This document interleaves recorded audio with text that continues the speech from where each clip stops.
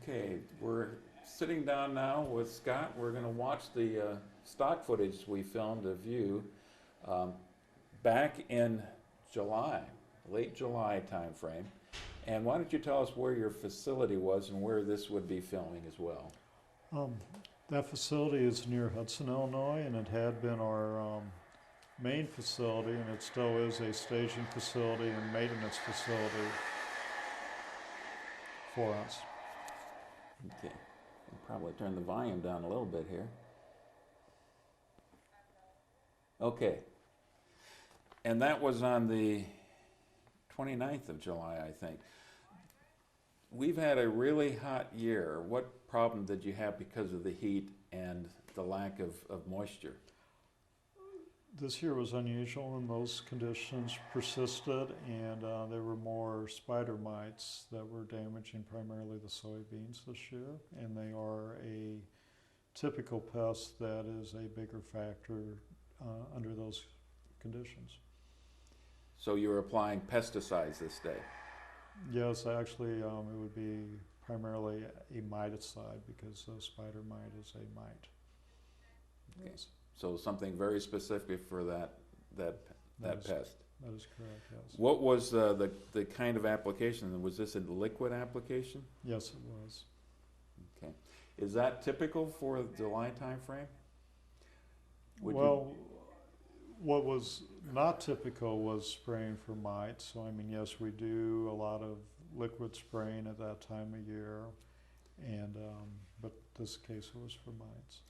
Because you had a very hot and a very dry year, did you have a slower business in the summer?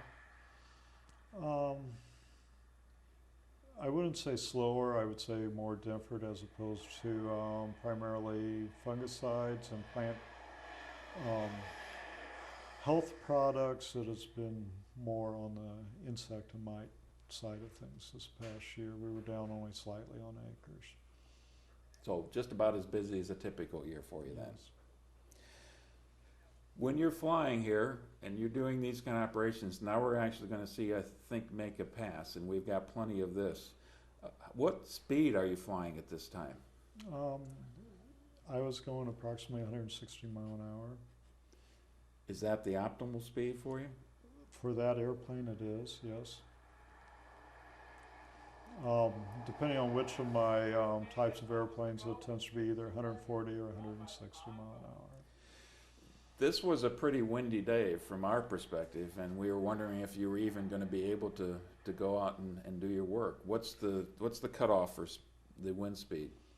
Approximately 15 mile an hour gets to be the top limit for the spraying operations. Okay. There are all kinds of questions that come to my mind watching you and watching this footage here.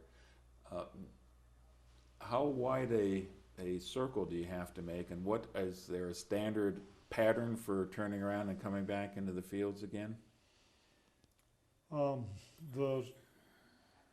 The tightness of the turn is mostly dependent upon how heavy the airplane is. Basically, you can turn tighter when it is lighter.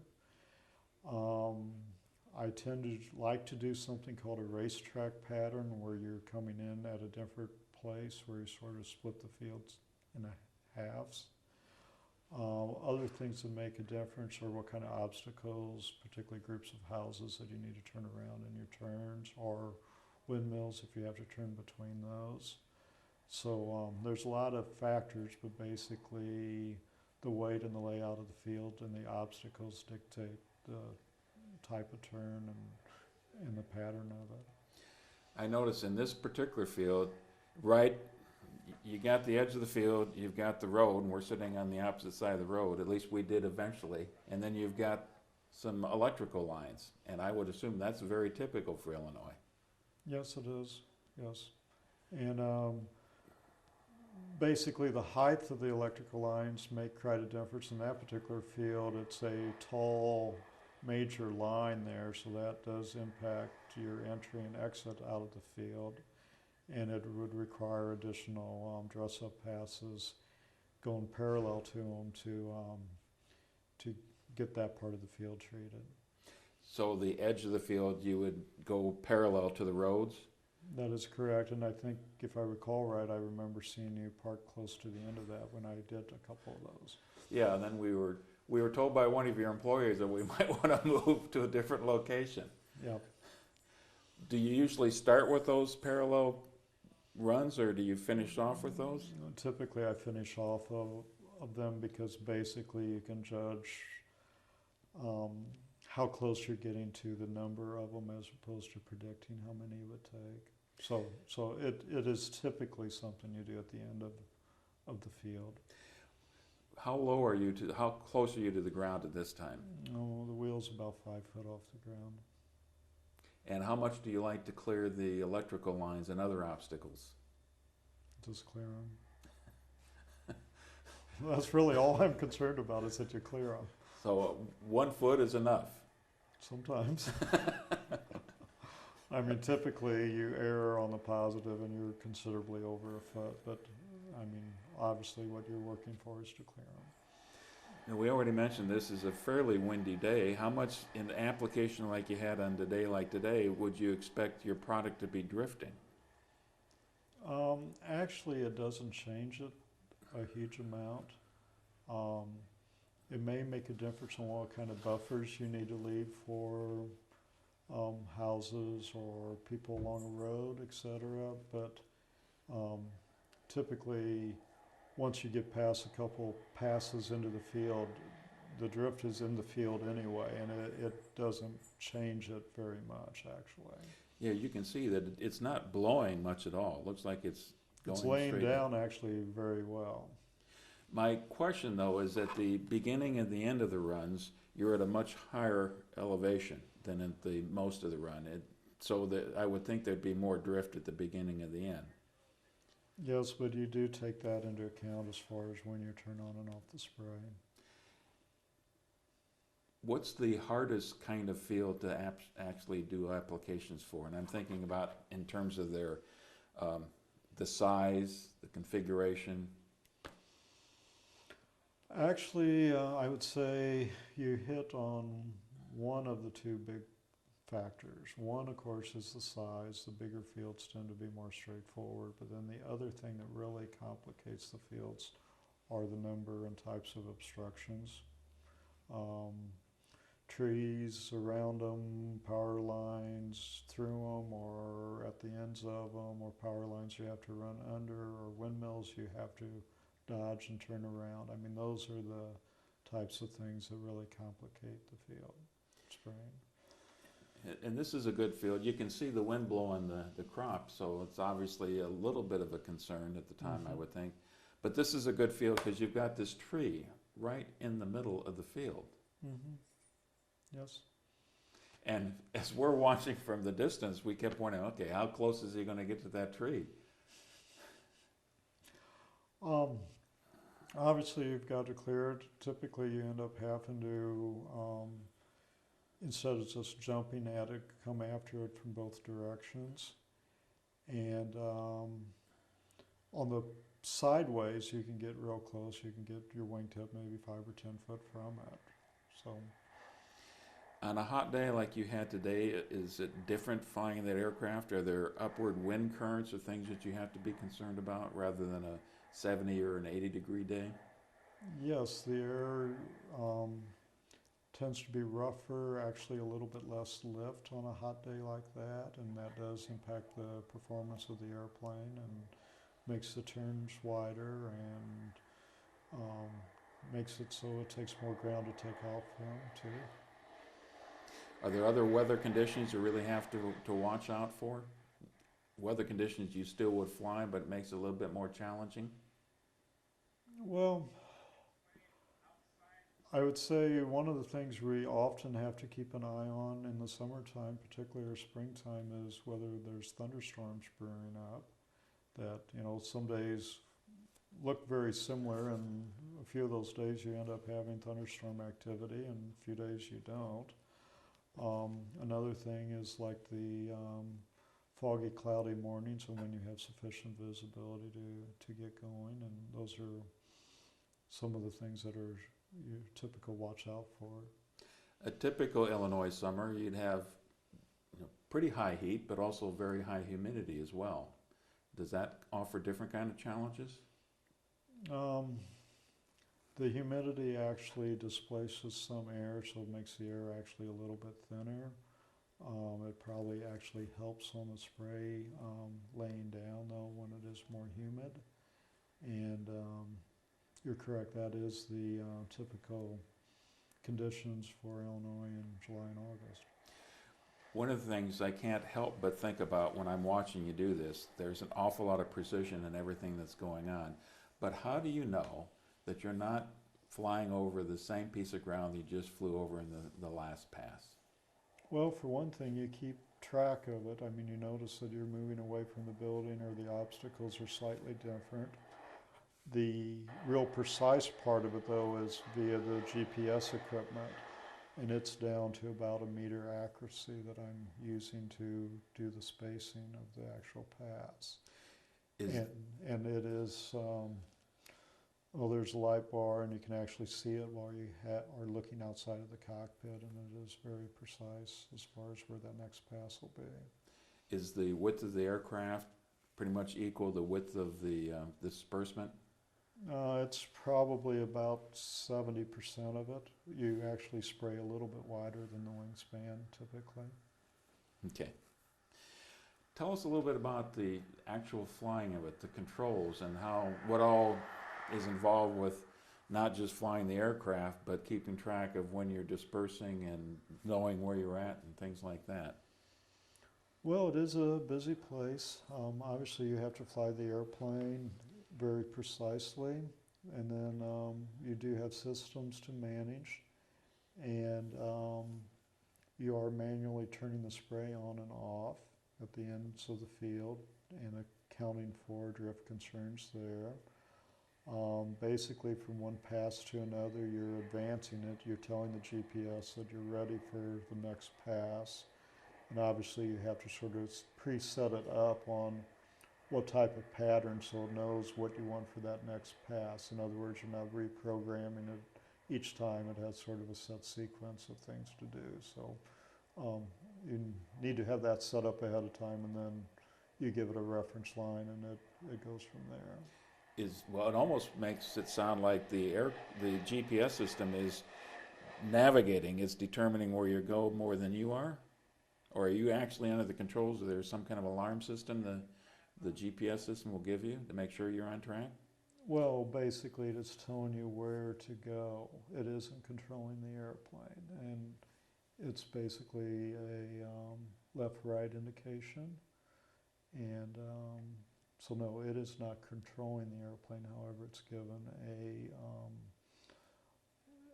a desired place for you to be and indicating that and whether you're on it or not. Strictly readouts, or is there some kind of a sound alert on this as well? It's strictly readout. Basically on the light bar of it, you can control, like the first light might be 3 foot off, and the next light might be 7 foot off, and then also there's a digital display that'll say, you know, you're right on, or 1, 2, 3, or 100 foot off. It'll just count on up. And but yeah, it's down to very, very close accuracy. For the actually steering of the aircraft, you got a wheel or sticks? It is a stick and rudder pedals, yeah. How many of your appendages are you using? Both arms, both hands, and both feet? Oh yes. What are you doing with the feet then? The feet are on the rudder pedal, which controls the airplane in a yaw axis, and you do use that for very minor corrections across the field. If you're 2 or 3 foot off, you just sort of press the rudder and it'll skid over a little bit. In the turn, it is a combination of the aileron and the rudder to help it turn, and also the elevator. So your feet are controlling the rudder to aid in turning and minor turns, and then your hands are, one hand is on the stick to do the roll and the pitch via the stick, and then the left hand is continually adjusting the throttle, the flaps, and then also turning the spray on and off, and also doing the pass advance for the GPS. How would you compare driving a car, and most everybody can relate to driving a car, versus what you have to do when you're actually out working a field and doing the application in terms of the difficulty? A car is like riding a tricycle. And this may be a unicycle or something to that effect. I mean, you've got a lot more dimensions. You have up and down in addition to how fast you're going. You're constantly, making small corrections and turning the disbursement on and off. So there's a lot more involved and many more dimensions than driving a car. Okay.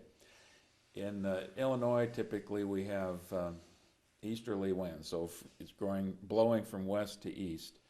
Does that make any difference in terms of how you work a field, or you generally work a field based on the dimensions of the field itself?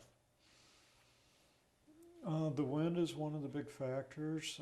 Yes, the dimensions do factor into it. Typically, you start on what's called the downwind side of the field, and Downwind. Okay. yes. So if the wind is out of the southwest, is really the typical, maybe 70% of the time for Illinois in the summertime. So in that case, you would tend to start on either the east side or the north side of the field. Are the corners tough to get then? They can be. A lot of it depends on the obstructions around them, on whether it's an open end or there's two obstructions, that make a corner. Okay. And I know in our case, we were out there and one of your employees, as I mentioned before, came out and suggested that we move to the corner of the field, so we're out of the drift pattern, even though it didn't seem to be drifting anywhere close to us. Is there a concern for the public? A lot of cars were driving by on these roads while you were doing the application. Is that something the public should be concerned about at all? Well, yes. I mean, I'm concerned about it. I try to operate it to not be a problem to bystanders. And I would just suggest that if someone is spraying, don't park and then wonder why you got some spray on your vehicle or something like that. So it is something to, yes, be aware of and don't make the situation more complicated. You were, on that particular day, I know you were out in the fields, you were working quite a few hours that day. How often do you have to reload? Roughly every hour, hour and a half is typical. Are you topping off in fuel every time you stop to reload as well? Nearly every time, yes. But I would think your fuel load would go much longer than your payload would be. Not really. It depends a lot on what you're doing, but typically it's pretty well matched. Okay. I don't know if you have much, I'm sure you have some experience working on hilly areas. Does that pose different problems than the nice flat fields that we have in most of Illinois? Yes, because for optimum spray coverage, you want to be at a consistent height above the crops. And there's still physics involved. There's a certain amount of row you can follow. And so yeah, it gives you some more things to do going across the field. And obviously sometimes it's too harsh of a hill to exactly follow it. So yeah, it does complicate things. And flying that low over fields, I would think you occasionally scare up something. Birds or pheasants, does that occur sometimes? Yes, birds, pheasants, deer. I end up seeing a lot of wildlife. Any challenges that poses for you? No, usually they move pretty fast. They know how to get out of the way. Mm-hmm. Well, the last few questions I got might be a little bit unusual, but what impresses me in your type of operation, how long is your average work day where you're actually in the fields applying something? Oh, that time of year, it's, 14, 16 hours a day. My questions then all relate to fatigue and distractions. How do you keep your focus? Because that's got to be tiring over time. The focus isn't a problem because you're highly motivated. I mean, seriously, it is interesting work, it is challenging work, and even though I've done it a long time, it still is interesting and challenging to get the airplane to the right place and do a good job. And I mean, that's what this business is really geared for, is to protect the crops, enhance the crops, and many of the operations are in July and August. So yeah, I try to take care of myself and work out and that sort of thing and be in a good position to do that. But it still comes back to, it is something you got to do right while you're there, and I'm very mindful of that. So you can't afford to have an off day. That's correct. I mean, an airplane is something you can't back up, and when you're flying at 5 foot and moving right along, you got to do it right. Can you afford to listen to music in the cockpit or talk radio or something like that? Actually, I do have an MP3 player, and I do like having some music to what I'm doing, yes. How about on that day when maybe the night before you weren't able to get any sleep at all? There was something on your mind or something was going on in your life and you just didn't feel like you had that same level of energy starting into it? Well, first off, I do sleep well in the summertime.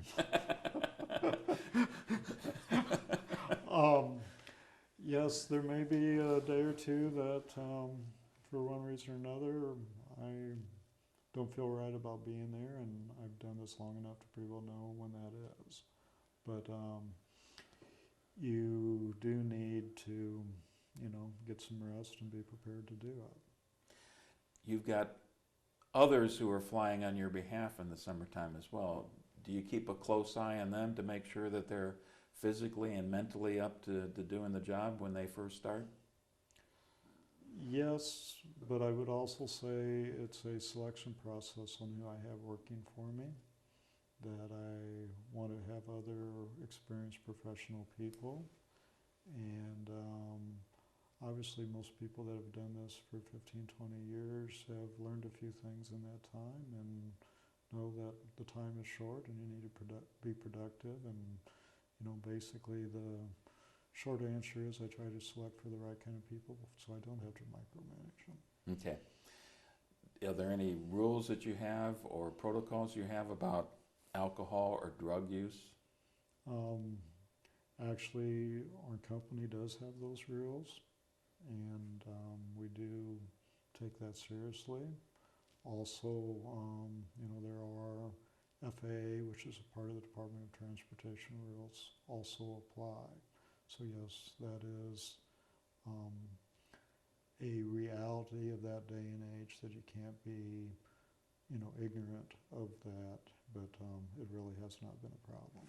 Does the FAA require any drug testing? Basically, they require drug testing in the event of an accident, but we have those requirements for pilots on initial hiring and random tests. Okay. Well, thank you very much, Scott. Watching you work the fields a couple months ago and watching the film again today, to me, it's very impressive. And I admire your skill and your dedication and your ability to keep focus as much as anything, I guess. The ability to keep focus after all those many years and those many hours you've been doing it. Well, thank you. Thank you.